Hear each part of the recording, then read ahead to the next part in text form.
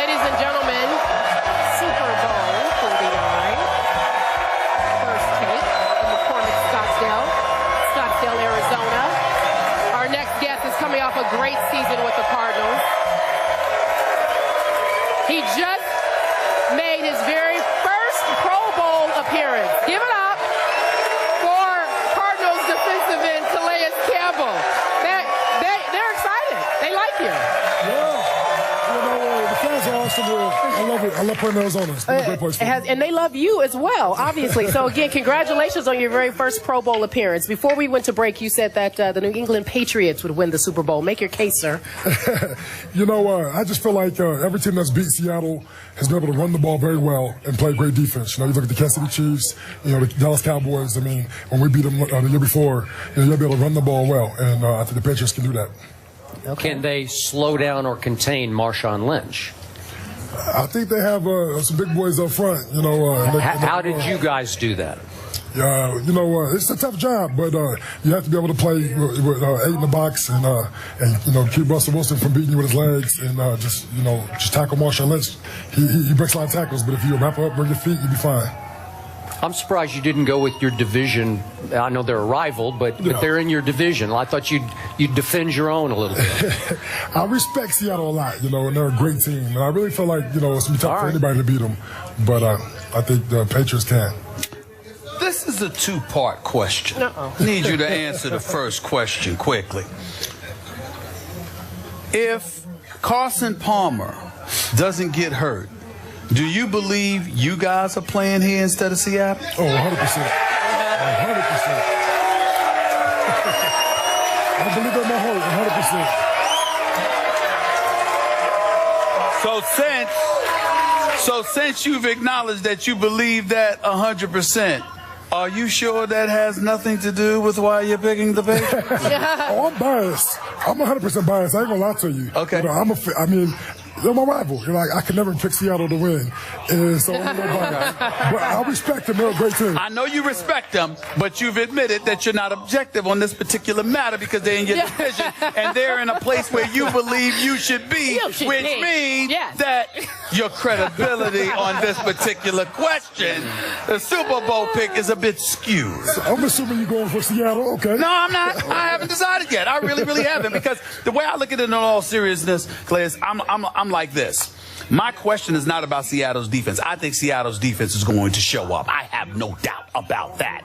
My problem is that with Golden Tate gone, with Percy Harvin gone, as much as I respect Doug Baldwin, because I think he deserved his props too, just Baldwin with Curse and Marshawn Lynch, Russell Wilson, I'm like, oh, is this enough to deal with what New England's going to throw at you? I got questions because Seattle's offense has had problems all season long.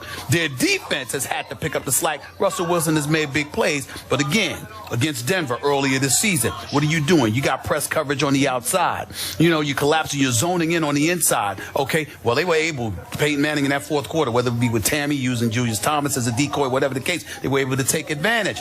I think that Brady's capable of doing the same thing throughout the game that Peyton Manning and Denver did in the fourth quarter in Seattle, pushing that game to overtime. That's my concern. Okay. So, Calais, you played in your first Pro Bowl last night.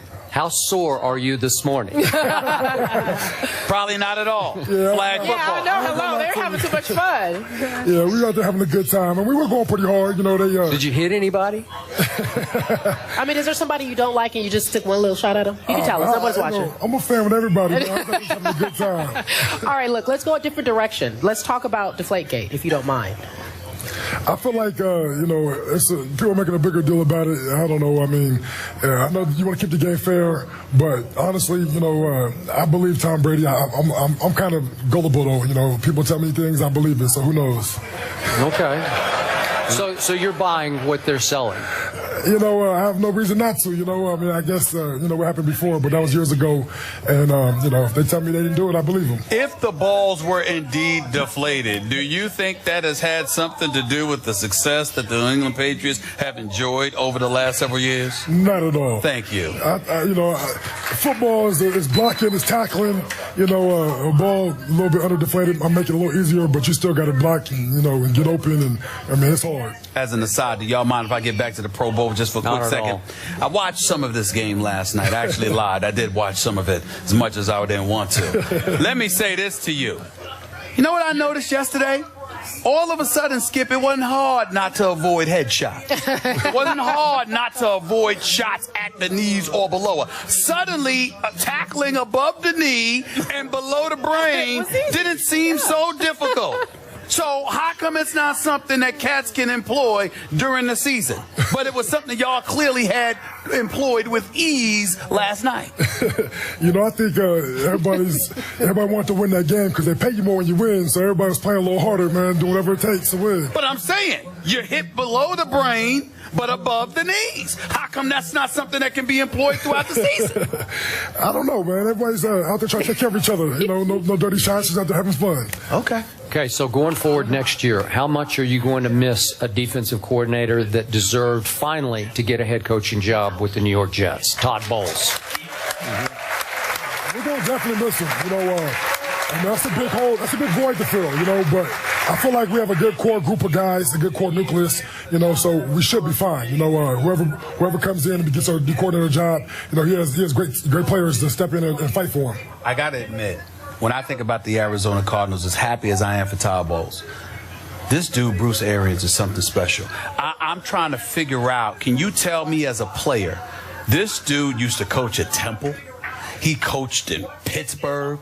He was about to retire, just be out of the business. Nobody was giving him a look. Then Pagano brings him on, but Pagano gets ill. He takes over Indy. He's the coach of the year, lands him the job in Arizona, and he's been doing it up the last 2 years. And everywhere he's been, coaches, players rave about him, and the Pittsburgh Steelers actually let him go in part because he was considered to be too close to Big Ben Roethlisberger. And now all of a sudden that they had some success in Pittsburgh. What are you doing, writing his biography here on the air? I'm trying to figure out what is it about him. In all my years, I've never heard players rave about a coach the way I'm hearing them rave about Bruce Arians. You know, he's just like that cool uncle type, man. Always joking around, you know, talking to guys. You know, he's in there talking other sports. You know, we talking college football. You know, I mean, it's just, he's out there just having a good time. And y'all like the Kango look too, Oh, yeah, right? it's It's real smooth. Yeah, anytime It's a real guy's smooth. fresh like that, man, you know, Yeah. gives you a little more clout in the locker room. Yeah, how you look, Skip, matters. How you look matters. Ladies I and know. gentlemen, Calais Campbell, give it up for him. So sweet. Way to go. So kind. So wonderful. Good to have you on the show. Good luck next season.